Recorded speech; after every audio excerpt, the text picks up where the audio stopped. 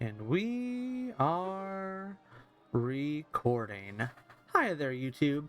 Today I have a discussion video. Specifically, I played in the RBY Tradebacks OU Grand Slam, and as a result, I have some thoughts. And I'm going to be going over these thoughts with you.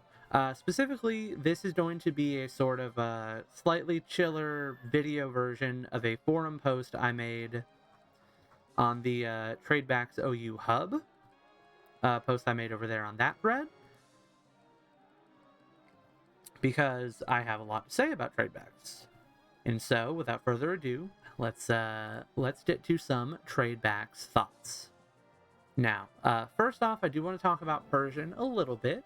A lot of ink has already been spilled about Persian, and I just want to note that I don't like lead Persian, and I usually don't even bother with hypnosis. Amnesia is such a cool boon for Persian for the extra defensive utility it gives, especially in endgame scenarios against stuff like Alakazam, special attackers in general. It lets it take advantage of resting mons, and it's really frustrating to have your endgame sweeper be stopped by Rhydon. And so I usually prefer to have Bubble Beam for Rhydon as opposed to Hypnosis.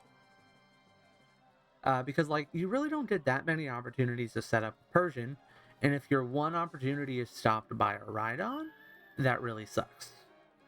Now, you should still use Hypnosis every once in a while, because, the threat of it is still very good, so you don't want people to just, know that you'll never bring Hypnosis, but in general, I much prefer Bubble Beam. The main point of this video, however, is going to be about Tangela.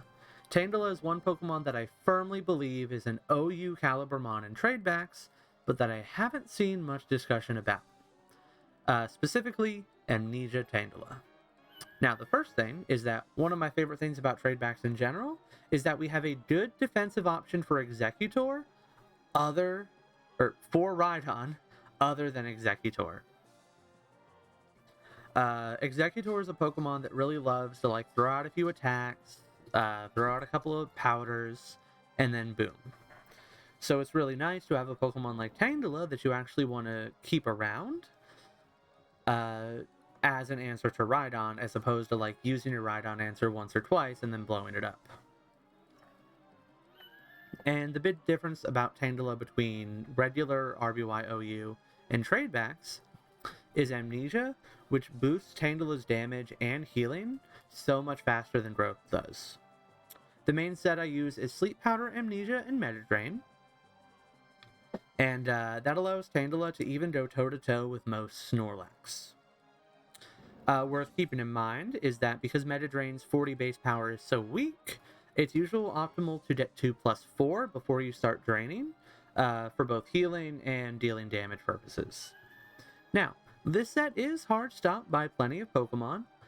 Sleep Powder lets you deal with one of them, but you still have to be really careful, especially if your opponent has multiple mons like Executor, Chansey, Zapdos, Dendar, and Hypno.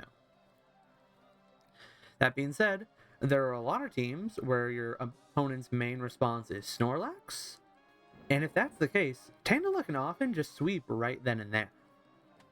Its ability to set up and break through last with Amnesia is so huge, and it is an absolute blast.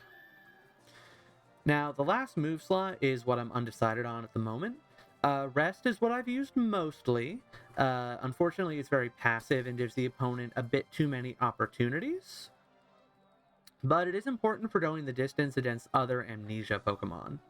And it heals paralysis, but Rest is far from the most reliable option. Stun Spore should probably be the standard, as it's the most punishing thing that Tangela can do besides sleep to its switch-ins. But it does do some annoying things, like if you paralyze a Chansey and then you're not able to sleep it later, meaning that it beats you 1v1. Stuff like that can be very frustrating. Bind is also a really fun option. It allows for pivoting, and you can potentially chip down a paralyzed counter like a Chansey. I haven't tested as much with it yet, but Bind is also really good. Now, Solar Beam sounds like a fun idea, because it lets Tangela actually bust through some of the Pokemon that it puts to sleep, because it can 2-hit KO most of them, like Chansey and Zapdos, Denjar, once you're at +6. But also, at that point, you'd probably just rather have a Pokemon like Tauros or Persian that you can switch in to punish the sleeping Pokemon. So, Solar Beam sounds like fun, but it's probably not too great. Now let's talk about teammates. Tangela does great with the Electrics to answer Rhydon, and it also does great with the Rhydon to answer Zapdos, who is a very good answer to Tangela. It can trade with Tauros if it's already set up and doesn't get crit. It can threaten Pokemon like Starmie if they're not carrying Blizzard, and even if they are, if you're already set up, you can still threaten them. So, like, Tangela does pretty well on most teams, especially if you don't really have a great answer for Rhydon. And now, it is worth noting that once people realize how to respond to Tangela, and if they start planning for it at all, its immediate power will be reduced. You won't get those games where you break through a Snorlax and then Tangela just sweeps. But it still has the ability to sweep, and Sleep plus Stun Spore will still keep it a very good mid-game option to respond to Rhydon, and you can use Bind to pivot around. So I still think Tangela will be an impactful Pokemon, even once people start to prepare for it. I have a couple of other random thoughts, like Growth Reflect is an option in Tradebacks, which makes it better against Tauros and physical attackers, but Growth is so slow to boost that it just really isn't worth it. You could also use like an Amnesia Mega Drain plus Swords Dance and Bind, so you can kind of boost in both directions, and you can use SD Bind to get through like Chansey and Exeggutor. But that honestly still seems pretty bad to me. Interesting, definitely, but still seems kind of bad. Next up, I want to talk about Nidoqueen. Nidoqueen is an excellent lead in my opinion, but it has some very specific teammate needs. Its speed tier allows it to beat Eddy and Lax leads very soundly. But against most other leads, you're going to be forced to play a very dangerous game or switch out immediately, which isn't ideal and forces some very specific team compositions. You need to have either a Dendar or Rhydon, so that way you can swap into the Persian leads. You need to have Starmie as a response to Jinx, because you don't want to use Chansey as your Jinx response, because if you try to use Chansey every game against Jinx, you are going to get frozen eventually. Like, that's just how the odds go. You will get frozen eventually. And you're going to want to have Chansey, obviously, because you should have Chansey on pretty much every Tradebacks team, but you'll want to have Chansey as a response to the T-Wave Electrics, or T-Wave Psychics, I mean, like Starmie and Alakazam.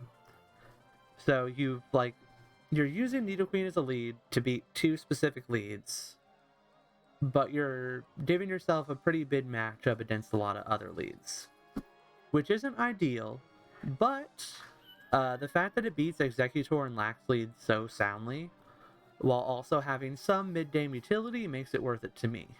As for that mid-game utility, you can use a mid-game Nidoqueen to pivot into electric moves, and then it can spread damage with like its Stab Earthquake plus its coverage. Its bulk allows it to get chip onto almost any one opponent reliably, and it's pretty decent at trying to crit through, say, like a non-Ice Beam Chansey. Now, I think Nidoqueen is nowhere near being like an OU Mon or even like a standard lead, but with very specific team support, it can play around its bad matchups and be very good against its good matchups. I do kind of wonder if Jolteon lead would ever be a thing, like maybe on a double electrics team with Tangela. I built it. It's okay. Maybe. And then there are a couple mons I want to mention in the end is Nidoking and Aerodactyl.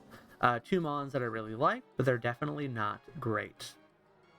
Aerodactyl can turn its normal resist and ground immunity into prime, earthquake, and sky attack spam, and if you crit, it's a really good breaker. But it's really vulnerable to para, and it's outclassed by just about everything else as an endgame sweeper. Nidoking is very fun to spam earthquakes with, and much like Persian, it can use Amnesia as both a defensive and offensive tool. but it's really hard to come in on anything but a Sleeping Mon or like the occasional Jolteon, so it's very hard to use and not particularly worth it. Nidoking is still my favorite Pokemon though, which is why I really want to mention how good it is. You could make an argument for Nidoking on Nidoqueen lead teams instead of Nidoqueen, since if you only like take one hit and give one hit in return, the bulk doesn't make that big a difference, and Earthquake is stronger and has a higher crit rate. But at the same time, the bulk is probably more useful, so kind of either or in that situation. And that is going to be it for my Tradebacks thoughts. So first off, if you have any thoughts or opinions about this format of discussion video, let me know. I kind of want to try to do more of these on some different formats as they come up, so definitely let me know what you think in the comments below. Also in the description, I will have this guy linked. It's a maned wolf plush that my wife got, and he is very, very cute, and I love him. Alongside that, be sure to check out my twitch.tv at twitch.tv/y_rock. I stream a lot of Pokemon stuff, including RBY Tradebacks, if I can ever find anyone to play with me. RBY Tradebacks is one of my favorite tiers at the moment to play in general, and it's definitely my favorite RBY tier. So I'm really glad I got to play in that tournament and did enough experience under my belt to write up long posts like this. But anyway, that's going to be it from me today. Feel free to leave a like or a subscription and whatnot.